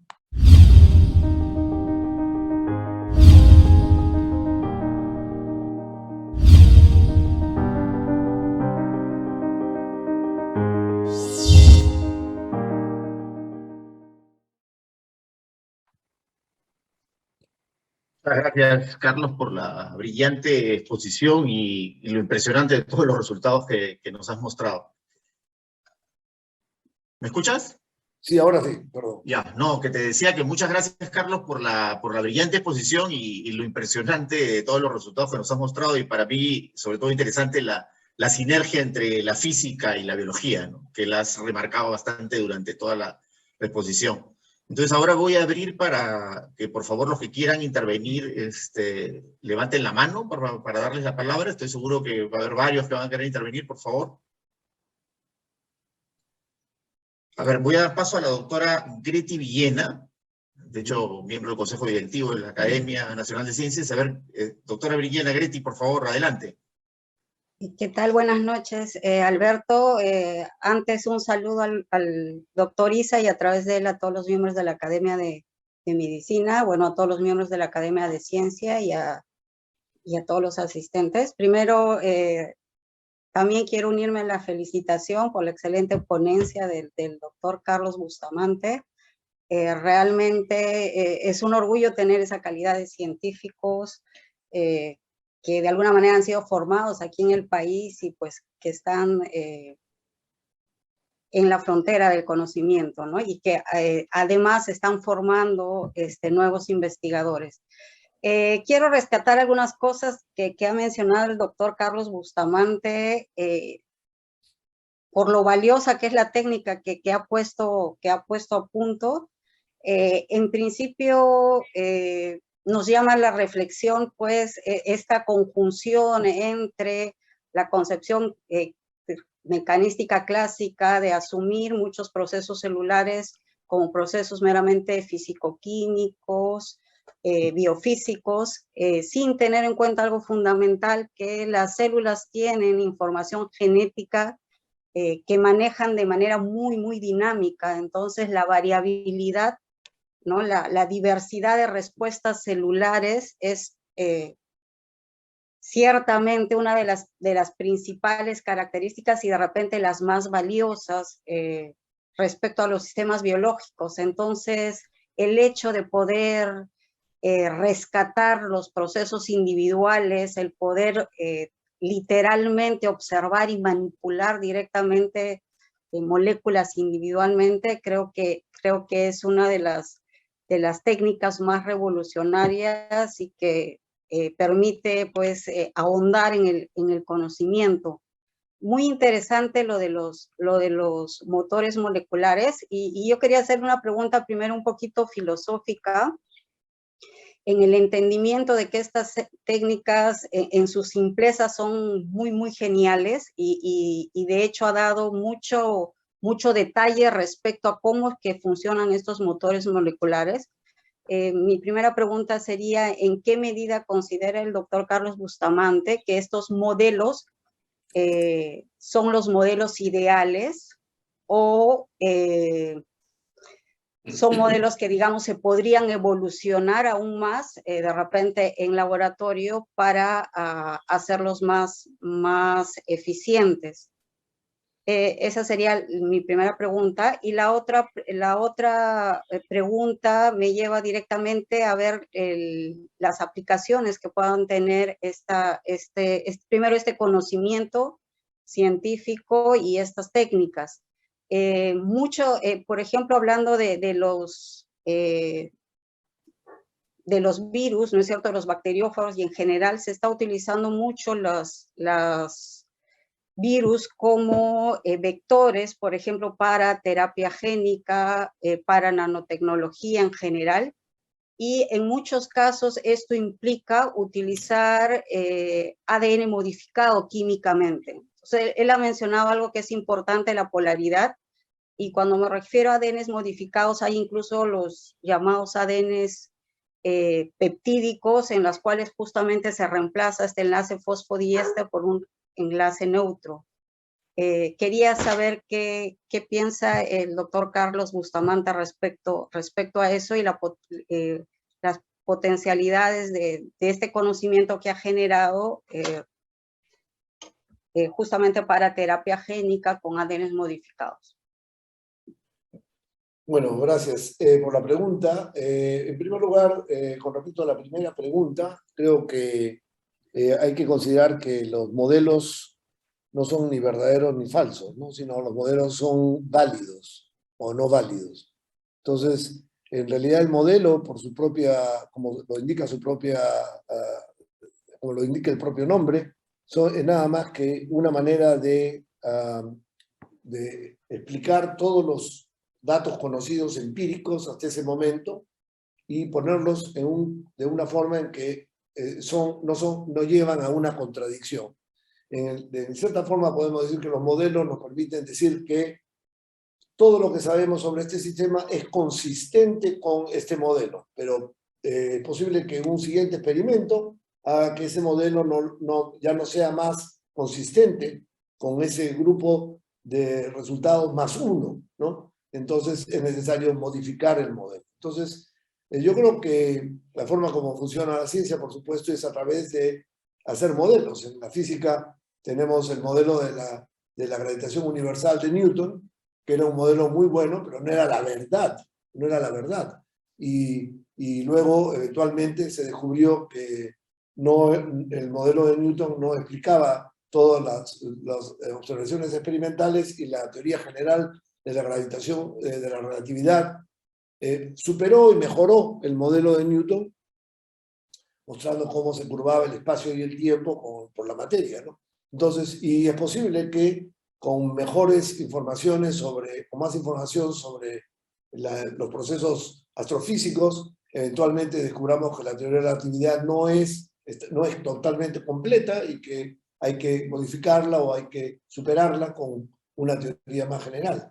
Entonces, eso con respecto a la idea de los modelos. Con respecto a la otra pregunta, sí, en efecto, los bacteriófagos, los bioquímicos rusos, por ejemplo, ya en los años 60 estuvieron trabajando mucho usando los bacteriófagos como antibióticos, porque obviamente como destruyen a las bacterias en su proceso de replicación, hay la posibilidad de utilizarlos, y esa idea, que fue una idea bastante revolucionaria y un poco excéntrica digamos, del movimiento tradicional de la biología molecular, en los años 60 ha regresado, y ahora nuevamente hay muchas compañías que están desarrollando bacteriófagos justamente como antibióticos para destruir bacterias, y porque si la bacteria se modifica, siempre es posible modificar, evoluciona para evitar el antibiótico, es posible modificar el virus, y el virus vuelve a ser competente para destruir a la bacteria, ¿no? Entonces tiene una serie de ventajas, digamos. Con respecto al uso de la modificación de las... bueno, hubo una pregunta intermedia que hizo la doctora Villena, que tenía que ver con cuál es la posible aplicación de estas técnicas. Bueno, hay muchas, ¿no? Una de ellas es, por ejemplo, en mi laboratorio estamos trabajando con el uso de moléculas que funcionan como antibióticos para el Mycobacterium tuberculosis. El Mycobacterium tuberculosis es el agente causante, por supuesto, del bacilo de Koch, que es el agente causante de la tuberculosis, y hay un gran problema con muchas de los así llamados antibióticos de primera línea, porque tanto en el Perú como en la India se han producido cepas que son totalmente resistentes a las drogas conocidas. Entonces, es necesario empezar a descubrir nuevos antibióticos, y tenemos un ensayo en el cual vemos a la RNA polimerasa, que es digamos, la diana sobre la cual funcionan muchos de estos antibióticos que inhiben a la RNA polimerasa del Mycobacterium, y lo que estamos haciendo es que la vemos funcionando a la polimerasa, como va sintetizando ARN, una base del DNA por base de DNA por base de DNA a nivel individual, y luego agregamos el antibiótico. Y vemos, por ejemplo, qué efecto tiene el antibiótico en la actividad de la polimerasa. Y entonces tenemos una colaboración con laboratorios que están desarrollando nuevos antibióticos para efectivamente ver el mecanismo de inhibición de estos antibióticos y ver cuán eficaces son, porque algunos de ellos lo que hacen es que relentan la transcripción, pero no la inhiben, el proceso de conversión del DNA en RNA, sino lo hacen más lento, pero no lo inhiben completamente. Entonces, estamos interesados en ver el mecanismo de inhibición. Y finalmente, con respecto a la pregunta de la modificación del ADN, sí, es verdad. La molécula que usted mencionó, doctora Villena, es la molécula de PNA, ¿no? Peptide Nucleic Acid, en el cual el enlace fosfodiéster es reemplazado por un enlace peptídico, y por lo tanto tiene la ventaja que cuando esta información de las bases de ADN, o la misma secuencia en el ADN, se introducen en una célula, la célula no puede romper esa molécula de ADN porque la célula tiene nucleasas, que son enzimas que rompen el enlace fosfodiéster, pero en este caso el enlace no es fosfodiéster, sino es justamente de moléculas de proteína, enlace peptídico. El único problema con esta historia color de rosas es que las células tienen un problema muy grave, mucho problema para internalizar estas moléculas de DNA con enlace peptídico, y de manera que es muy difícil hacerlas que entren a la célula de una manera natural. Entonces, eso todavía se está trabajando, tratando de hacer que estas moléculas modificadas de ADN sean permeables, la membrana sea permeable a ellas y puedan entrar a la célula y de esa manera efectuar en efecto cambios genéticos, ¿no?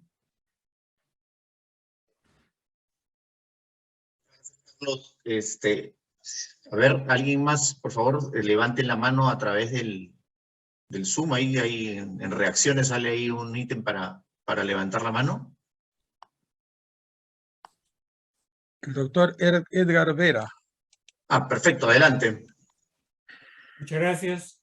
Doctor Bustamante, en primer lugar, desde luego agradecer que ha compartido con nosotros esta parte de su sabiduría, pero permítame hacerle otro tipo de pregunta. Si usted podría suscribir lo que yo leí que dijo un científico importante, que tanto en la astrofísica cuanto en la biofísica, la teología reconforta al científico en lo más profundo de su desconcierto. Asumo que usted cuando trabaja a este nivel está en esa situación. Disculpe la pregunta, doctor.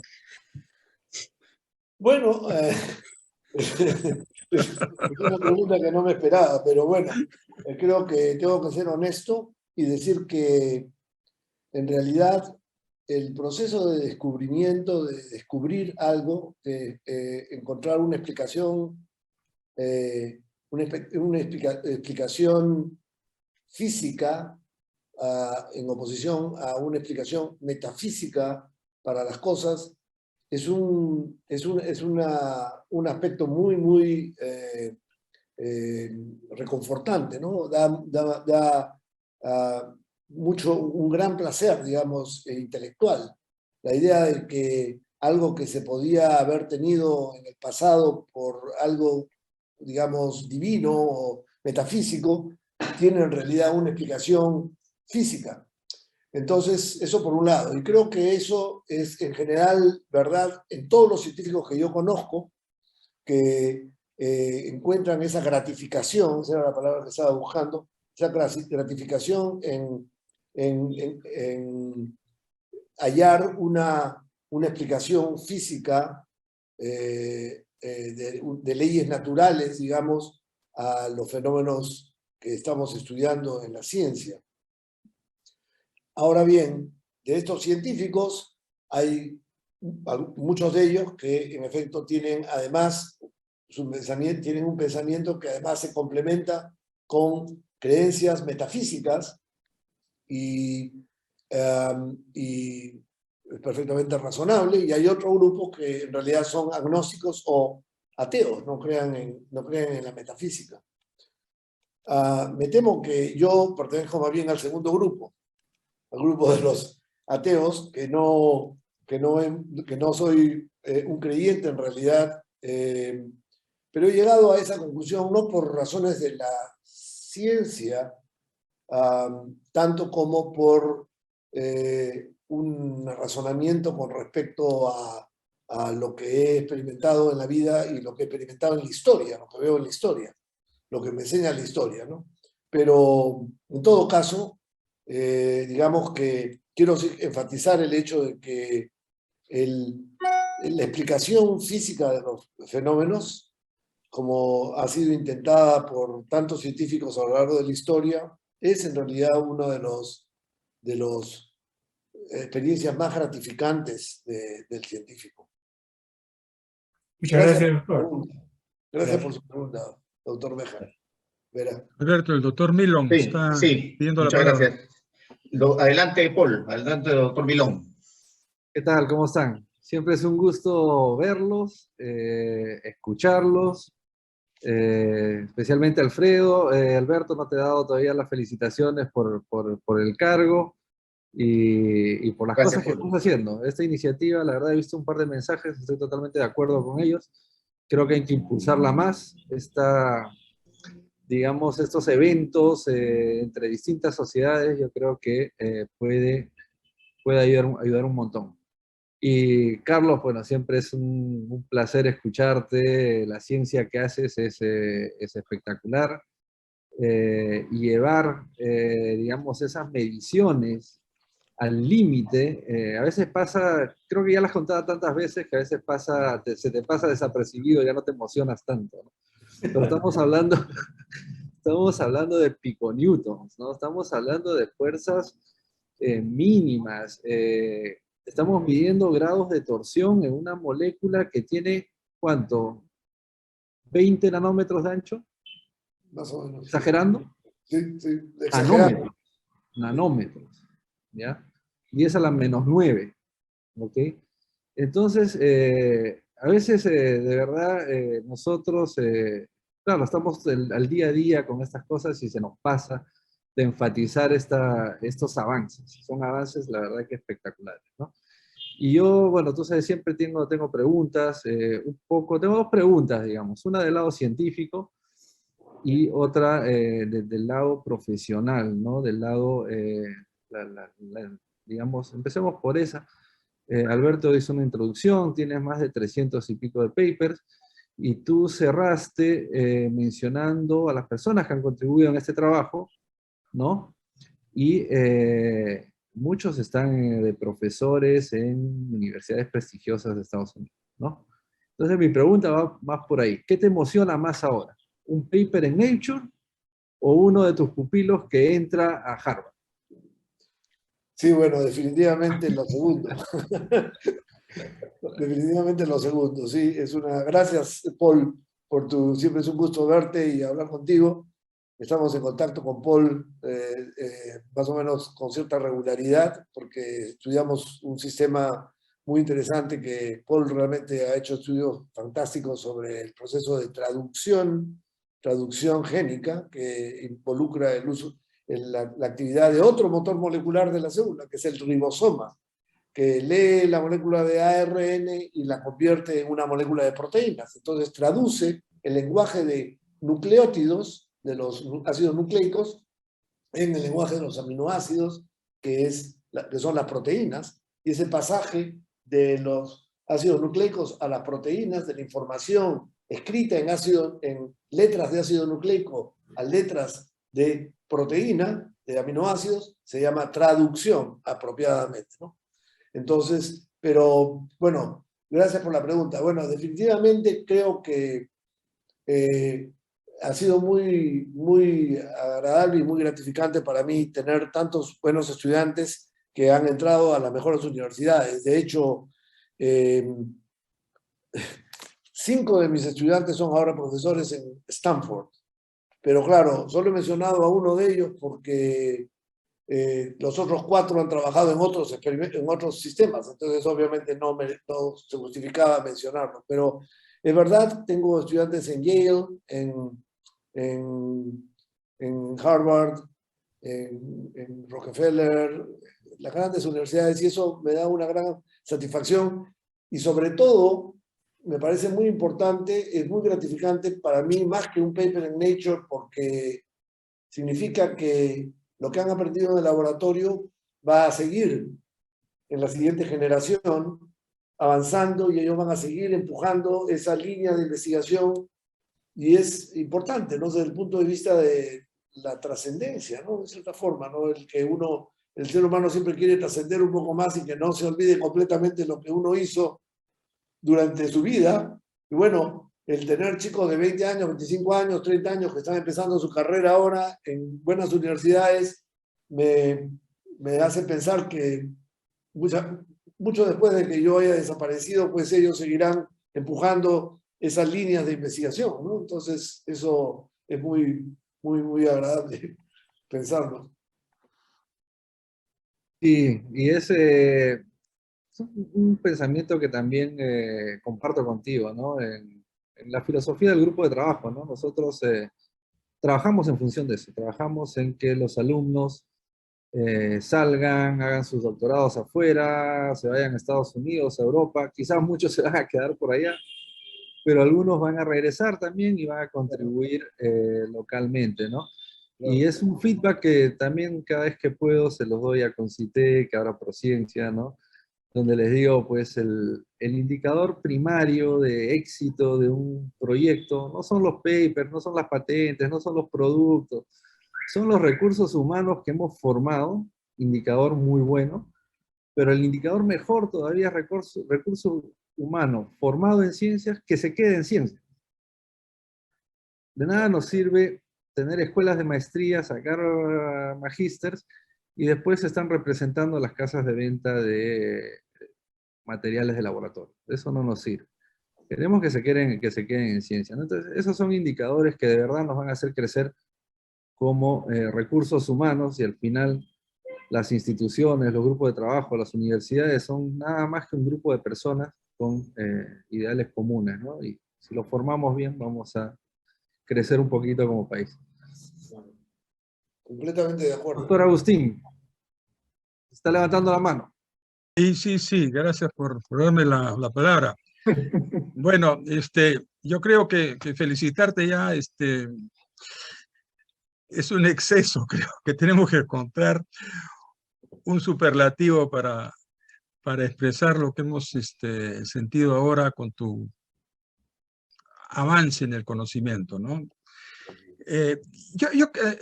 Un poco las preguntas se han derivado a cómo te sientes haciendo ciencia. Yo creo que eso es parte del aprendizaje que pudieras darnos, no solamente en la investigación, sino en tu desarrollo como científico.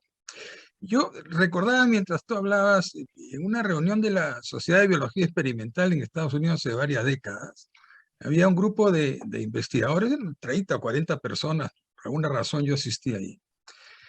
Y se estaba viendo el tema de oxidantes y antioxidantes en aquella época, ¿no? Y alguien en el auditorio preguntó, bueno, pero eso es ciencia básica, pero ¿qué pasa con la medicina? ¿Los antioxidantes sirven o no sirven para prevenir problemas de salud? Y este investigador dijo, un poco groseramente, ¿a mí qué me importa? A mí lo que me importa es la ciencia. A mí lo que me importa es el desarrollo del conocimiento. Y ahora, mientras tú exponías, ponías primero una cuestión bien básica, es decir, hermosa en su concepción, pero en un momento te fuiste en el mecanismo de los antibióticos y pasaste de la parte básica pura a la parte aplicada, a la parte importante de tratamiento, ¿no es cierto? Entonces, esta relación entre ciencia básica pura y ciencia aplicada ya en el campo de la medicina es algo que me gustaría que nos comentaras. ¿Cómo te sientes tú? ¿Cuál sería el consejo? Porque un poco lo importante de tener a una persona como tú es que conoces el Perú. Has comenzado, has sido tus primeros pininos, pero tu desarrollo ha sido fundamentalmente afuera, ¿no es cierto? Entonces, ¿cómo sientes tú ese desarrollo? ¿Cuál sería el mensaje?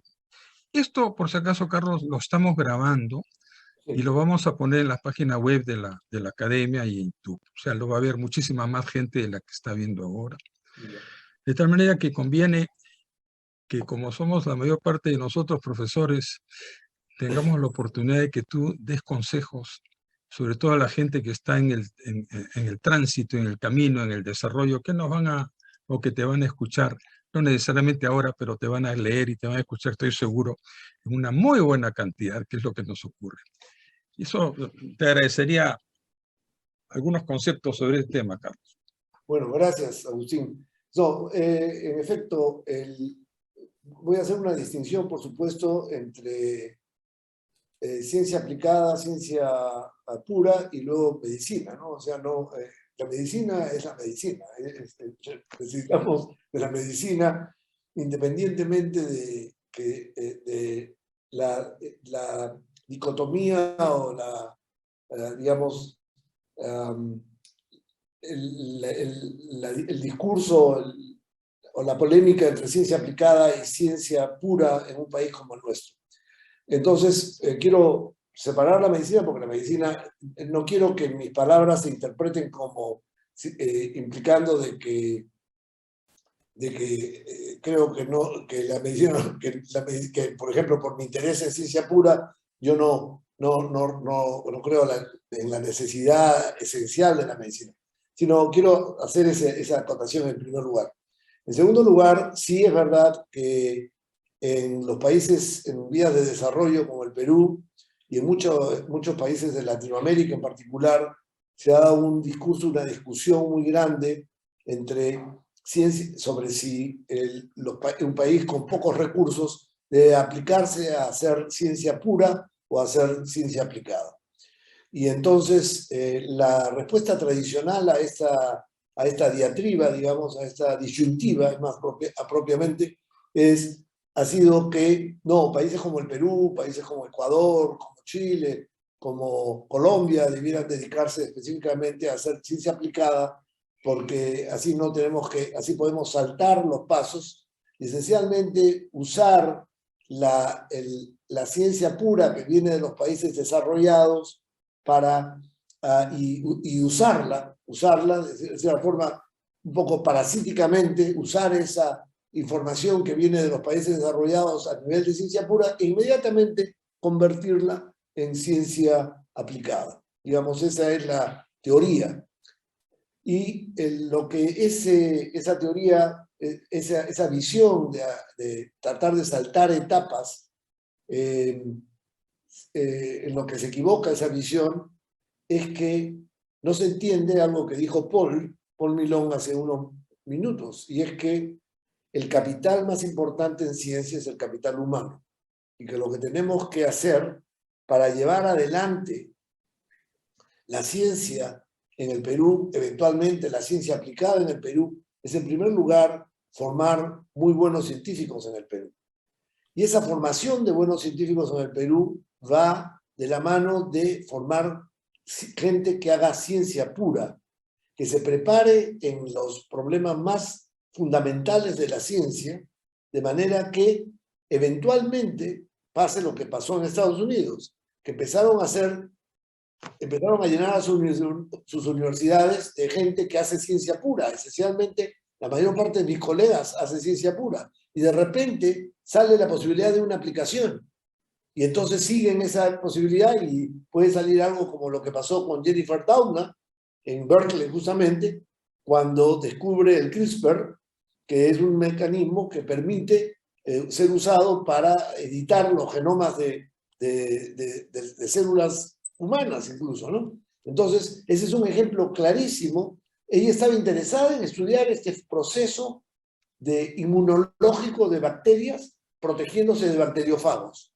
Ese es un problema fundamental científico, porque no le resolvía el problema a nadie. Y sin embargo, de eso sale y emerge esta idea de la ciencia de usar este sistema del Cas9, ¿no? CRISPR-Cas para editar genomas. Entonces, yo creo que en realidad en el Perú tenemos que preparar a científicos para que vengan a hacer ciencia pura en la medida de lo posible, y si se les presenta la oportunidad en el proceso de hacer ciencia, entonces pura, se les presenta la oportunidad de hacer ciencia aplicada y aplicarlo, desarrollar un antibiótico, desarrollar un fantástico, magnífico. Es el proceso natural. Pero no podemos generar gente que no tuvo la formación científica para diseñar un experimento para descubrir un fenómeno fundamental y simplemente fue un biotecnólogo. Porque no podemos llenar nuestras universidades de biotecnólogos, en el caso de la bioquímica, por ejemplo, de las ciencias biológicas. Necesitamos bioquímicos, necesitamos biofísicos, necesitamos gente que eventualmente, algunos de cuyos estudiantes pueden terminar diciendo, ah, no, yo me quiero meter, quiero crear una compañía de biotecnología, porque esta idea que salió de mi tesis creo que la puedo ampliar y puedo eventualmente hacer dinero y etcétera, etcétera. Eso es perfectamente razonable. Pero ese estudiante que decide tomar esa carrera, como algunos de los estudiantes que mencioné al final de mi presentación, son estudiantes que se formaron como científicos haciendo ciencia fundamental. Y en el pasado, el Perú se ha equivocado, esto lo sabe muy bien Alberto, porque Alberto Gabo y yo estuvimos en un comité que nos pidió el presidente Sagasti formar para darle al Congreso eventualmente una recomendación sobre de qué manera debía organizarse la ciencia en el Perú. Y estaba Alberto y me pidieron a mí que participara y yo con gusto participé. Y es interesante porque nos encontramos con gente que no era científicos, que nunca habían estado en laboratorios, ellos, pero que habían estado interesados en el problema de la organización de la ciencia. Cómo se organiza la ciencia, cómo debe organizarse la ciencia, ¿no? O sea, pero que no son científicos, que no han entrado, no han trabajado en un laboratorio. Y estas personas decían, no, no podemos perder dinero ni tiempo, debemos ir a hacer ciencia aplicada. Entonces, Alberto y yo estábamos en el otro lado de esta discusión y eventualmente, a lo largo de muchas reuniones y de mucha discusión, fuimos convenciendo poco a poco a los diferentes miembros de este comité y al final se votó el hacer la recomendación para que el Perú, en primer lugar, se concentrara en atraer a gente que venga a hacer ciencia fundamental, porque de una manera natural, pero no inorgánica, de una manera orgánica, va a suceder que estos científicos van a producir ciencia aplicada, pero de una manera orgánica, no artificialmente, trayendo solo biotecnólogos o solo ingenieros, sería el equivalente a la física. Ingenieros, no. Necesitamos físicos que le enseñen física a los ingenieros. No queremos ingenieros que les enseñen física a los ingenieros, queremos físicos que les enseñen física a los ingenieros, ¿no? Y así. Entonces, creo que, bueno, disculpa si me he alargado mucho en la respuesta, pero es un tema que me parece muy importante, sobre todo para el Perú. Y creo que es una pregunta muy importante. Muchas gracias, Carlos. Sí, no vemos más preguntas. Yo lo invitaría a Alberto a que dé las palabras finales si es que no quiere, si es que alguien ¿No Sí, quiere bueno, hacer yo un creo que comentario adicional? Si no, Alberto, adelante, por favor. sí, no, bueno, primero agradecer a Carlos por la mención de este tema que, como bien contó él, ha sido de ardua lucha de los dos en esa comisión y como creo que Carlos lo está resumiendo, digamos, renunciar a hacer ciencia fundamental es renunciar a la posibilidad de descubrimiento y a la posibilidad de generación de conocimiento, y sin eso no es posible realmente generar innovación ni nada por el estilo. Entonces, es una verdad, digamos, inobjetable y de hecho que salió en la comisión, le hago recordar a Carlos que alguien comentó que es como querer hacer aplicación sin hacer ciencia básica es como poner la carreta delante de los caballos, ¿no? Entonces eso es un error que siempre hemos cometido. Bueno, nada, y agradecer a Carlos pues, por la magnífica presentación y como bien dice Agustín, ya es difícil calificarla, ¿no? Ya sale de las escalas para hacer un calificativo.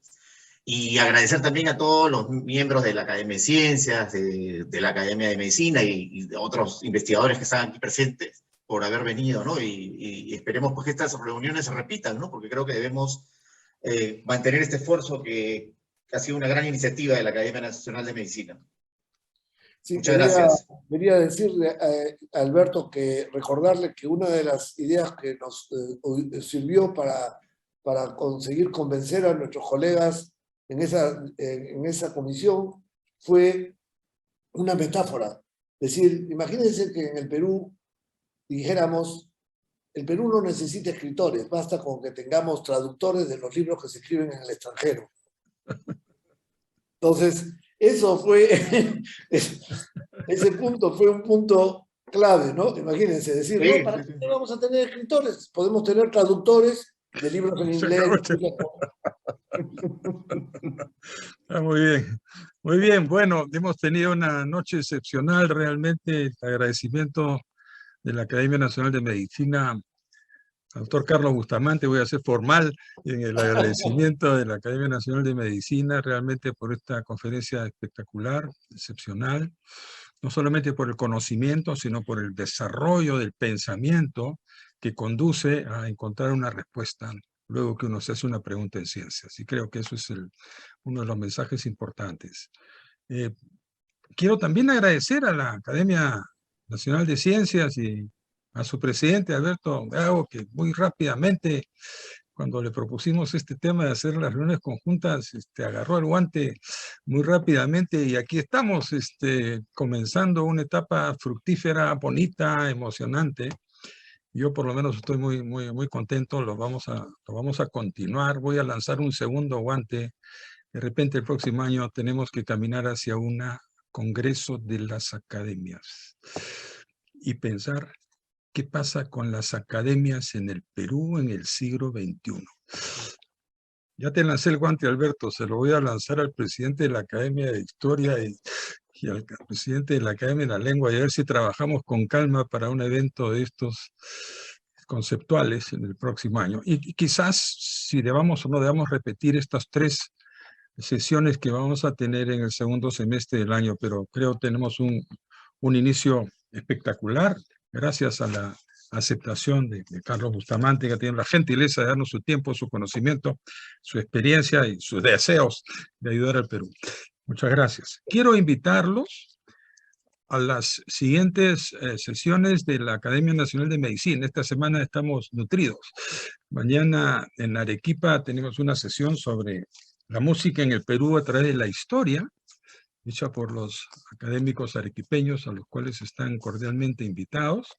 Y el día jueves, en Lima y para todo el Perú, tenemos la excelente presencia del doctor Álvaro Rodríguez, quien, como comentábamos al inicio de esta reunión, es el invitado de la Academia Nacional de Medicina en estos espacios que le hemos llamado diálogos de ética y de desarrollo humano, que los comenzamos el año pasado, y donde estamos analizando cómo hacemos para que los seres humanos se desarrollen y lleguen a su bienestar y a su felicidad. Y eso pasa por educación, pasa por salud y pasa por capacidades y pasa por comunicarnos. Y el doctor Álvaro Rodríguez el día jueves nos va a hablar sobre aspectos científicos, éticos y terapéuticos de la comunicación médica. Va a ser el día jueves vía Zoom, esta misma dirección. Están invitados todos, por supuesto, a las 7:30 de la noche. Un abrazo cordial a todos ustedes por la cortesía de habernos acompañado y el saludo fraterno de los académicos de la Academia Nacional de Medicina para todos ustedes. Un abrazo para Alberto y el abrazo para Alberto para todos los académicos de la Academia Nacional de Ciencias. Y gracias, Carlos. Un abrazo para todos. Muy buenas noches. Buenas noches, gracias. Gracias, doctor Buenas Rodríguez. noches. Muy amable. Buenas noches, gracias. Muchas gracias. Un abrazo. Buenas noches, Un abrazo. gracias. Muchas gracias.